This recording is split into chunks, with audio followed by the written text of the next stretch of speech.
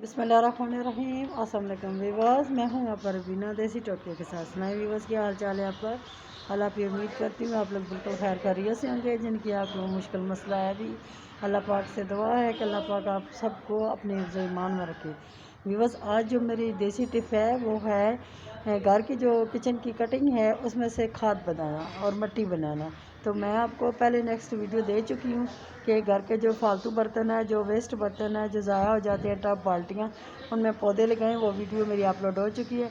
आज मैं आपको बताऊंगी जो जिनकी हाँ कोई मिट्टी शट्टी नहीं होती, जिनको सारी मिट्टी नर्सरी से मंगानी पड़ती है, उनके लिए आज मेरी वीडियो है कि आए मैं आपको दिखाती हूँ घर की जो कटिंग है, जो वेस्ट है हमारी, उसमें से मैं खाद और मिट्टी कैसे बनाती हूँ।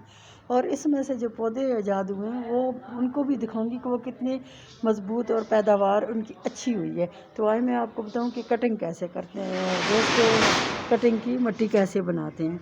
व्यूअर्स, ये देखें, ये आज मैंने इसके ऊपर थोड़ी सी शक्कर डाली है ताकि मक्खियाँ आ जाएं। आपको मैं ये एक चीज़ दिखाऊंगी। देखिए, ये अमरूद के पत्ते मैंने नीचे डाले हुए थे। ये बिल्कुल साफ़ सुथरी वेस्ट है मेरी। ये देखें, अमरूद के जो पत्ते हैं ये नीचे मैंने डाले हुए थे। ये और ये अंडे के छिलके हैं। ये सब्ज़ी जितनी भी कटिंग होती है मेरी, सब्ज़ी, मटर के छिलके, सब्जियों के छिलके, प्याज के छिलके, आलू के छिलके, खाली अंडे, चाय की पत्ती, ये सारी वो चीज़ें हैं। ये सारी मैंने एक बर्तन लिया है लकड़ी की, ये मैंने पेटी ली है जिसमें से ये मैंने सारी चीज़ें दबा दी हैं इधर। ये क्या होगा अब इसके, ये जैसे जैसे खुश्क होगी इसमें पानी नहीं डालना है, मैंने धूप में रखा हुआ है। ये थोड़ा सा मटर के छिलके गीले थे इसलिए कि ये खुश्क हो जाए।